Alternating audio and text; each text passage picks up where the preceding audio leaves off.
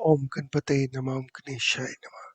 दोस्तों, लाल किताब की सीरीज के अंदर आज बात करेंगे सहयोगी ग्रह।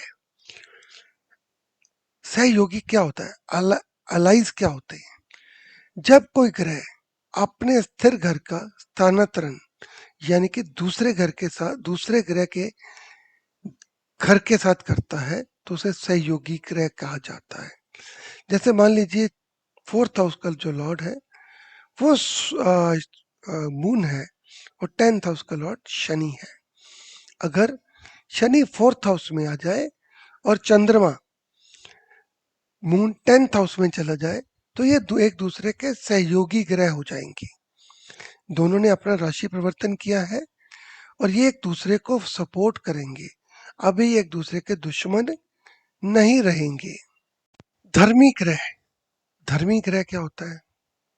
कोई ग्रह का उसको कैसे बोल सकते हैं कि वो धर्मी ग्रह है? जैसे मान लीजिए चंद्रमा को माता और बृहस्पति को पिता और दादा का कारक माना जाता है।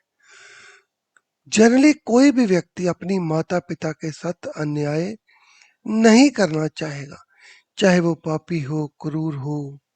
तो अगर मान लीजिए शनि, राहु, केतु हालांकि पाप ग्रह के लिस्ट में आते हैं, मगर कुछ स्पेशल कंडीशंस के अंदर ये ग्रह ग्रह धर्मी ग्रह में कन्वर्ट हो जाते हैं।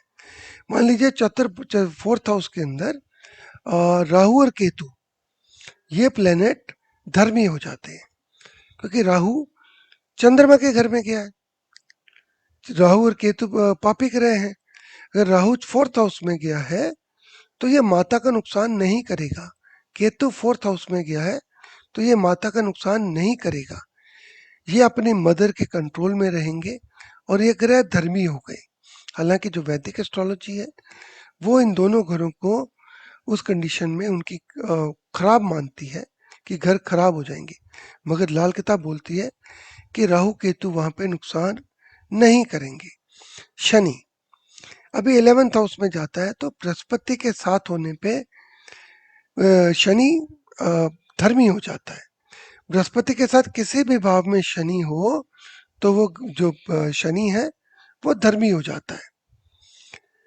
धर्मी ग्रह ना तो दूसरे ग्रह को कष्ट देते हैं ना उस पर बुरा प्रभाव डालते हैं, क्योंकि ये बेसिक कंसेप्ट ये है कि वो अपने माता पिता के घर को कभी कष्ट नहीं देते हैं।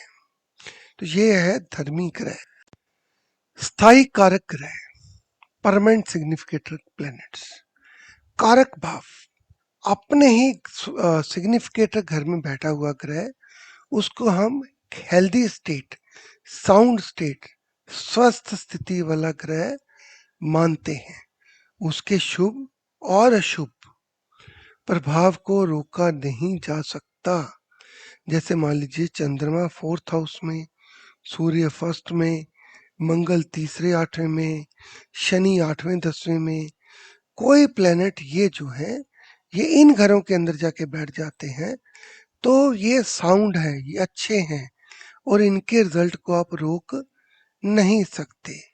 अनिश्चित प्रभाव वाले ग्रह, जाने अनिश्चित प्रभाव वाले ग्रह क्या होते हैं?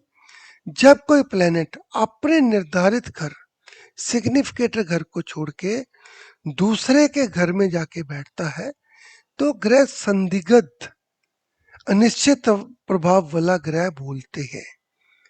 उसके अशुभ प्रभाव से बचने के लिए उसकी संदिग्ध स्थिति से लाभ उठाया जा सकता है।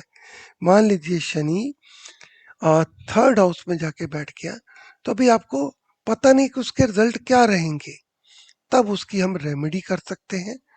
और नुकसान हो तो आपको पता होना चाहिए कि मेरे को क्या रेमेडी करनी है।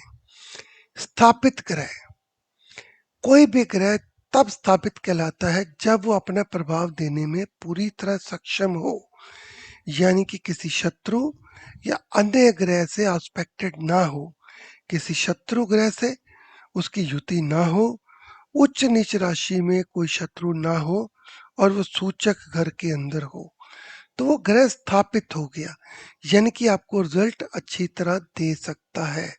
उसके ऊपर कोई मेलेफिक इफेक्ट नहीं है।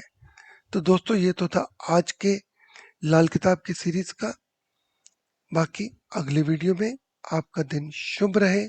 ओम गणपते नमः।